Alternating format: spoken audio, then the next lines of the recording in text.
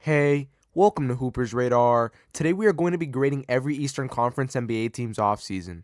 Let's get straight into it.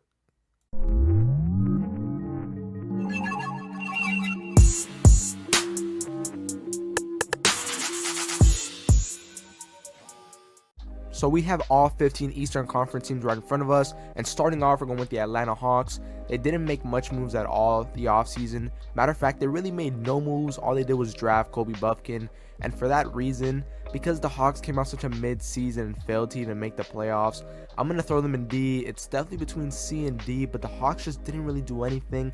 They're kind of running it back with the same roster, and they have some solid pieces, but this was a very mediocre team this year, as mid as it honestly gets, and for that reason they didn't really make any effort to improve anything, or at least bring in some veteran presence at least, so I'm gonna give them a D.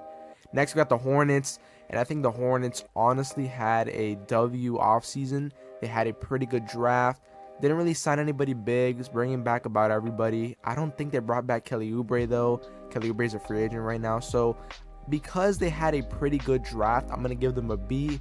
I'm saving A for the teams that really went out and did really well this offseason, so I'm going to give them B. They could move up to A because they did draft Amari Bailey, Nick Smith Jr., and Brandon Miller all in one draft, and that's a great draft, but I'm going to put them at B for now. Next, we got the Chicago Bulls. They're just like the Atlanta Hawks. They did nothing. All they did was bring in Javon Carter, if I believe. They brought back Vucevic, I think, too. Kept about the same roster. Yeah, that's about it. They didn't really do much. I don't know. I don't even know who they drafted this year. Kind of forgot at the moment. I don't know who they drafted, but I'm gonna put them at D tier. Didn't make any moves. Kind of just sat there and did nothing. Next, we got the Indiana Pacers, and I'm going to give the Indiana Pacers an A. I love what they did. They drafted Jarris Walker, one of the best two-way players in the draft, and is going to be one of the best defenders in the league in a couple of years. They got Bruce Brown from the Denver Nuggets, another great piece. He just came off a championship. He's going to add some veteran presence to this Pacers team and a potential great starter for them. Next, they also got Obi Toppin as well. That's another great acquisition. Benedict Mathurin's great. They just did a lot of great things this offseason. I think they're going to be in the playoffs this year. I'm going to put the Indiana Pacers at A tier. Yeah, the Hornets had a better draft than them, but the Pacers also had great free agency signings like Bruce Brown and Obi Toppin, which I previously mentioned, and I just love those signings for them. Just some great pickups for the Pacers. I like them at A tier for sure. Next, we got the Milwaukee Bucks. For the Milwaukee Bucks, I'm between C and B. They didn't really go out and get anybody new, and I would have loved to see them experiment a bit with getting rid of Chris Middleton because he's been very inconsistent lately. But instead, they decided to bring back the OG championship core that they've been rolling with for already several years. They brought back Chris Middleton and Brook Lopez. They renewed both of their contracts, brought them back. They let go of Javon Carter, but that's not a big loss. They still got Bobby Portis, still got Giannis on the roster, they still got Drew Holiday. I like what they got with Malik Beasley. That's a very underrated pickup. And for me, because they got Malik Beasley and still got that championship core back in Milwaukee, and they didn't really like mess up their free agency by letting any of their key pieces go like the Miami Heat did, I'm going to keep the Bucks in B tier, because sometimes when you at least keep your guys that got you to the championship in the finals, I'm going to reward you for that. Unlike the Miami Heat, which let go of Max Strus and Gabe Vincent, the Bucks kept Chris Middleton and Brook Lopez, and they got an underrated piece in Malik Beasley. For that reason, I'm going to go B tier. They had the offseason they wanted to have, and I think they have a deserving B. Next, we got the Miami Heat. You guys already know where I'm going to put the Miami Heat. The Miami Heat in recent years have had terrible free agencies. Yes, I know they brought in that backup center from Denver and the Lakers. I don't remember his name. I think it's Kobe Bryant. Not Kobe Bryant. Thomas Bryant. I'm so sorry. They brought in Thomas Bryant to the Miami Heat to be a backup big next to Bam. I think that's about really the only big move they made in free agency. I think they made one other move, but it was minor. They let go of Gabe Vincent and Max Strus, two of their starters in the playoffs, two key players that were very important to them making that deep playoff run to the finals. They let go absolutely both of them, and they could have retained them both on contracts even if they wanted Damian Lillard and used those contracts to trade for Damian Lillard. But instead, they let them both go. Yes, I know the other two teams offered pretty good money, but the Miami Heat could have offered them both good contracts, and I just don't think the Miami Heat really wanted to be competent in trying to match the other offers from the Cavaliers and the Lakers, or even match them an offer similar. The Miami Heat kind of just fumbled the bag a bit, and like I said, if they really wanted Damian Lillard, they could have kept these two guys on contracts and then just use those renewed contracts to trade for Damian Lillard later. But Miami Heat, the offseason, haven't done much. Have lost more than they've gained. They're really betting on getting Damian Lillard, and we'll see how it turns out. But come on, I have every reason to put them in D. Next, we got the Brooklyn Nets, and for them, I don't know. I'm between C and D. They didn't really do anything special. They brought in Lonnie Walker, though, so I like that move. And then they brought back Cameron Johnson. And they're going to roll off the same core. And because they did at least a few moves, I mean, I don't know if the Nets, that's a tough one. That's a tough one for sure. I can't really say that Lonnie Walker and bringing back Cameron Johnson are big moves. But then again, this team didn't really need to sign anybody. They're kind of going to finally have their first season with this new group, because they only played about 30 to 40 games last season with when Mikal Bridges and Cameron got there, but they didn't really do much this offseason. They did have some nice draft picks, though. For me, that's going to elevate them to C. I really like Jalen Wilson, who they drafted. Nice pickup for them. I believe they also drafted Noah Clowney. It's another solid pickup. They're bringing Lonnie Walker in, one of the most underrated players in the league. Brought back Cameron Johnson. And I just feel like they didn't really need to do much in free agency. They got Spencer Dinwiddie still, Mikal, Cam, Nick Claxton. They got Ben Simmons on the roster. They have pieces to work with. They just have to have a full season. We got to see what they look like under a full season. So that's why I'm going to put the Nets at C tier. I just think they did a bit more and didn't have to do that much for the teams, unlike the Hawks, Bulls, and Heat. So next we got the Raptors. And the Raptors, I'm going to put them in D tier. They didn't really do much this free agency. The biggest move they did was bring in Dennis Schroeder. I believe they brought back Jakob Poeltl. They let go of Fred VanVleet. I'm not even going to give them a benefit of the doubt. They had no way they were going to even match the contract the Houston Rockets gave Fred VanVleet, so I'm not even going to put that against them. They were going to lose Fred VanVleet anyways when the Rockets are going to offer that much to Fred, but they could have done a better job of trying to pursue some more star pieces next to Pascal. They didn't really do that. I think they're kind of betting on either Dennis Schroeder to be the starting point guard for this team or Scottie Barnes to have a breakout year this year and be the starting point guard for them. I don't know what the situation is with who's going to start between Dennis and Scottie, but the Dennis pickup is about the only thing they did this offseason, and it was a decent move, but besides that, they lost more than they really gained, and they're kind of betting on the players within their team to step up in bigger roles, especially OG and Scottie to have bigger roles next season, so I'm going to put them at D. Next, we got the Detroit Pistons. I think the Detroit Pistons honestly had a C tier offseason. They did pretty decent in the draft. They didn't really bring in anybody new in free agency, but they did draft Asar Thompson and Marcus Sasser. Marcus Sasser is one of the best shooting guards in the draft. And by shooting guards, I don't mean like he's a literal shooting guard. I mean he's one of the best shooters in the draft. He was just an absolute sniper for the Houston Cougars. And he's a great player. I like him. They got him at a very low pick, I believe. I think it might have been either late first round or second round. But Marcus Sasser is a solid pickup, and I love Asar Thompson. Even made a whole video about Asar Thompson. Love Asar Thompson.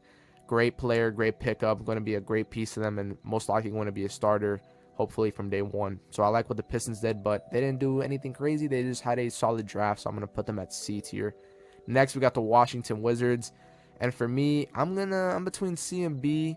They brought in Jordan Poole, which is a solid pickup, and they drafted Bilal Coulibaly, who he's kind of a project player. They're kind of betting a lot by picking him up so early in the draft. They picked him up top 10. I believe it was either the pick 7 or pick 8. But yeah, they're betting a lot on him. Besides that, they didn't really do much. They brought back Kuzma on a contract. For that reason, I'm gonna go C tier. They at least did some sort of major moves. They brought in Jordan Poole. They got Tyus Jones as well. I'm not gonna forget that one. But I'm gonna put them at C tier.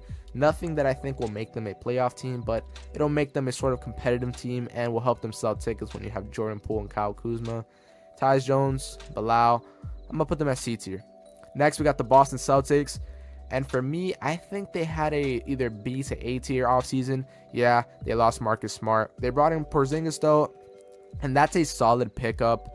I like Porzingis a lot, even though they did lose Marcus Smart. They're kind of trying something different with bringing in a big who can give you defensive versatility and can shoot the ball, and is the tallest big they've had in a while. So it's going to be tough for sure. They already have guards on this team, so I don't think Marcus Smart will be the biggest loss, but he definitely was an impact player for the Celtics.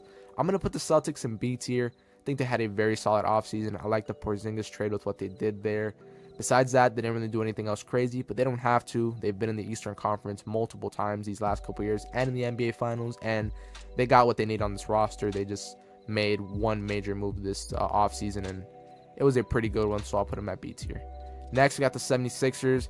You guys already know where I'm rolling with this one. The 76ers are in D tier. Bro, they're about to lose James Harden. James Harden requested a trade, and we all know how James Harden is. He's either going to sit out, or he's going to bring the fat suit and play terribly for your team, or he'll most likely get traded by then because the front office realizes he might pull this off again. And yeah, James Harden has already been on a trade request for a while now. I believe it's already been a month or two since he's been on a trade request, and James Harden is not going to play for this team no matter what. I mean, he'll either sit out, like I said, or he will bring out the fat suit, and I don't think the 76ers want to see that happen. So I think James Harden will be gone sooner or later. And they lost him. They lost Georges Niang in free agency to the Cavaliers, who offered a pretty good contract to Georges Niang. And they haven't really done anything much. They brought back Paul Reed. I believe they brought back Montrezl Harrell, but he has an ACL injury now, so they haven't really done anything to bring in anybody new. They've only lost players that were within their team, and for that reason, if Harden isn't on this team, the 76ers are basically going to be ran by just Embiid, Maxey, and Tobias, and I think that team is like a 6 seed, maybe 5 seed. Can't underrate them. They still got the MVP, but they're not going to be as good of a team. They're just like the Miami Heat this offseason. They've lost some key players, and they're about to lose one of their most key players in Harden. Next, we got the New York Knicks. I think the New York Knicks had a solid offseason. I'm going to put them probably in C tier. They brought in Dante DiVincenzo. They let go of Obi Toppin, which I think is going to hurt them in the long run. I mean, I like Obi Toppin a lot. I don't think they really ever gave him a chance, and he's a player that has a lot of potential. So they lost Obi Toppin.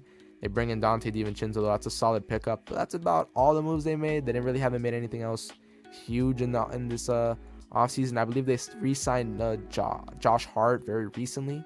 So yeah, that's a solid pickup. All they did was bring in Dante DiVincenzo, and they're keeping the core that they did pretty solid with this year. Next, I got the Orlando Magic, and for them, I'm going to go they're either in C or B. They had a very good draft. They brought in Jet Howard and Anthony Black, who I'm very big on. They kept their players. They still have Wendell, Paolo, Franz Wagner.